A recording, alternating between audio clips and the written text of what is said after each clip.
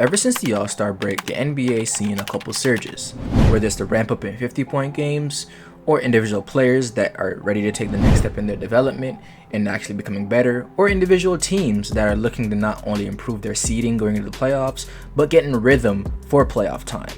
And one of those such teams have been the Minnesota Timberwolves, who's been having a crazy run since the All-Star break, as they're now 11-3. They're 42-31 on the season.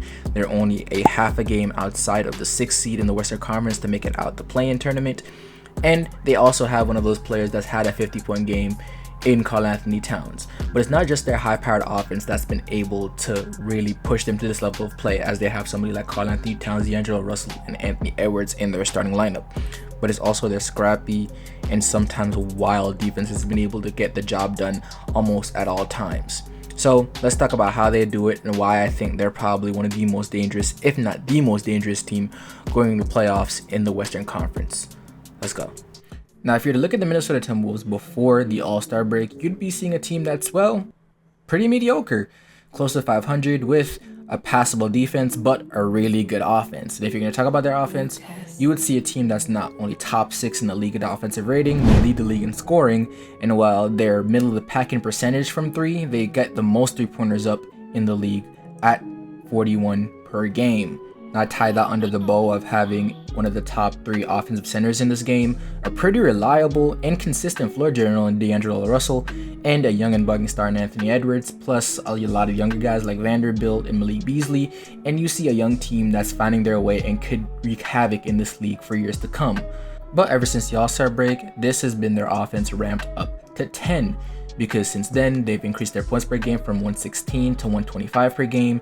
They've gone from not only leading the league in 3-point attempts, but being top 5 in 3-point percentage. And they're also a top 4 in offensive rating in the game right now, while still being one of the more efficient teams from the field.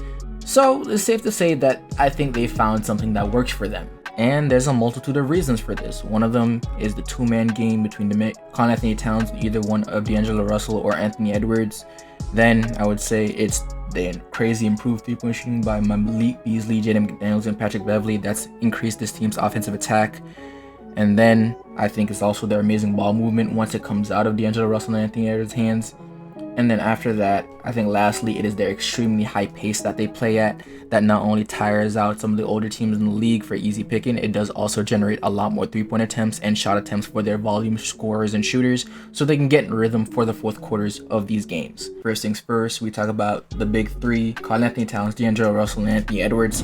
The 3-headed attack for this team, and Anthony Edwards' numbers do look a little bit low, but he has been in and out of the lineup. And this team's been successful with him taking less shot attempts, so I understand why he keeps doing it. But he's averaging 17 points per game on 41% shooting, 36% from 3, and he's ranked up his defense in the past 14 games. Then they got Karl-Anthony Towns, that's I think the 3rd best offensive big in this game, and probably the best big man shooter, averaging 26.6 points on 55% shooting, 42% from 3, 10.4 rebounds, 2.8 assists, and has also ramped up his defense the past 14 games. Then you look at D'Angelo Russell, who's been extremely steady this year, not only from being a scorer, but also a playmaker and a floor general for this team. He's been extremely locked in on defense, and he's this team's go-to scorer in the clutch, as he's averaged about 4.6 points on 54% shooting from the field in these past 14 games in crunch time for this team, which has been absolutely insane.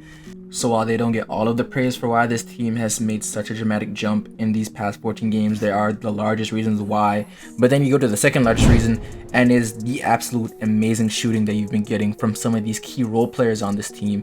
One of them, and I think the biggest reason, being Malik Beasley, who in these past 14 games have been averaging 13.2 points on 48% from the field and 48% from 3 on 8 attempts per game. Then you go down to Jaden McDaniels, who's averaging 12 points per game on 53% from the field and 38% from 3 on 4.3 attempts per game. You go down to Patrick Beverley, who's averaging 9.7 points on 39% from the field, but then 41.5% from 3 on 4.8 attempts per game. And while he hasn't taken some crazy shooting jumps so far, another guy that's been extremely steady for this team on the offensive end is Taurean Prince, who's been giving them 11.4 points on 45% shooting and 36% from 3, which is very much above league average and very respectable.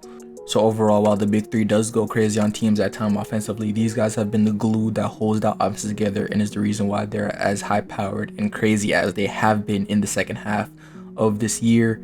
But I think the biggest reason for this team surge has been their defense.